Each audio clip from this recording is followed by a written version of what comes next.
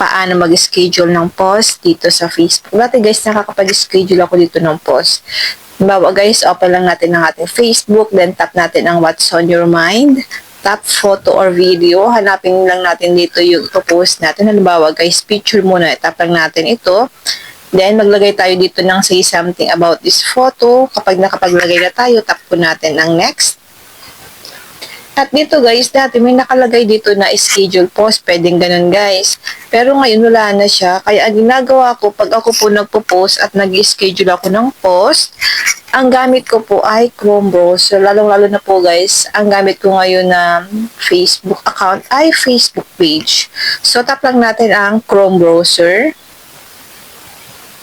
Ito guys, kailangan po pala nakalagin na ang inyong Facebook account. Halimbawa guys, sa akin ito, dahil po nakalagin na rin naman siya, tap lang natin itong profile icon natin dito sa gilid. Tap Meta Business Suite.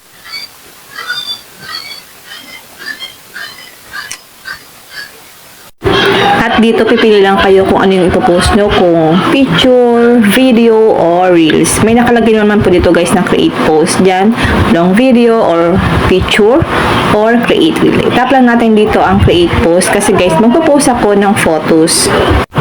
Tap lang natin ang create post. Dito kung magpo-post po kayo ng long video, dito po sa add video. Pero kung photos or picture, dito lang tayo sa add photo. Halimbawa ito, tap lang natin. Piliin lang po natin dito guys yung ipopost natin. Halimbawa ito. Tap lang natin. Then tap nyo po yung done. Ilagay lang kayo dito kahit na ano. Caption. Ito lang yung ilalagay ko.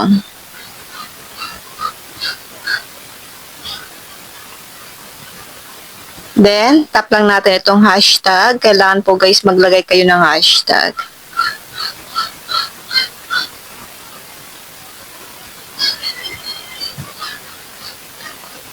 Then, tap na po natin yung add. At dito, scheduling options. Tap lang natin ang set date and time. I-turn on mo lang yan, guys. At lalabas naman ito. Dito, itap po natin itong meron siyang date. Dahil ipopost ko siya bukas, ilalagay ko to sa December 30. Tapos yung time, ito guys, ilalagay ko is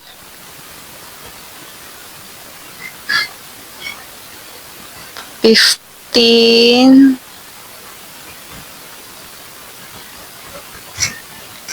o'clock.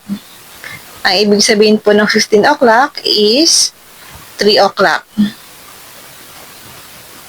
Then, kapag okay na yan guys, kapag na-set mo na siya sa time, itap na po natin ang schedule.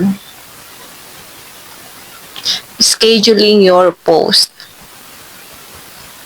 Ayan. Kapag ang nakalagay na po is ganyan, your post is scheduled, ibig sabihin po, naka-schedule na yung ipopost natin bukas. Ganun lang po guys kadali kung paano po mag-post ng long video or picture or reels dito sa Facebook. Yun na guys, sana po may natutunan kayo sa ating video.